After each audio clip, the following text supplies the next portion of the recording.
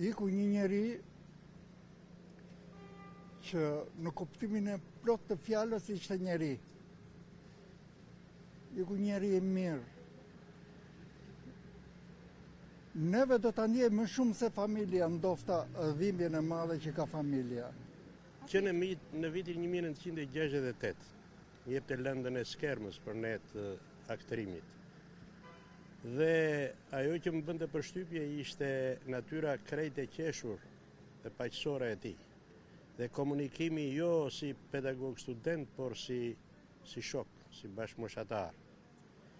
Mua më kishte mbetur në mendje emri I Makashit për shkak të jatit të tij. Jati I fitimit ishte vrarë në përplasje me bandat në Zhapokik të Tepelenës. Gjezo Makashi I punonte me forcat e ndjekjes dhe në përplasje me ata të Xhemal Brahimit që ishin atëherë në atë kohë, ai mbeti I vrarë. Dhe më kujtohet që vjerri im thoshte që ne u mobilizuam të gjithë që ta kapnim të gjallë Xhemal Brahimin, ose kapëm dot. Kështu që kur erdha dhe u njofta me djalin e Gjezo Makashit, më mbeti në mend ajo dhe ne ruajtëm pasaj miqësinë deri në fund sa ashtu.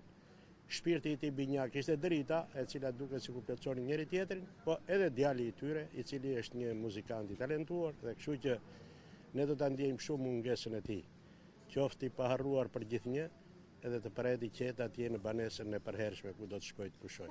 Nuk kisha bërë muhabet me thënë të drejtën për largimin e tij nga skena e teatrit, po shiko, nuk dua që të hyj në këtë terren, sepse teatri mbas 90-s ka patur dallgë që shumë gjëra unë nuk dua t'i kujtoj, sepse teatri e kishte bërë historinë e vet, edhe duhet vazhdonte në ngjitje.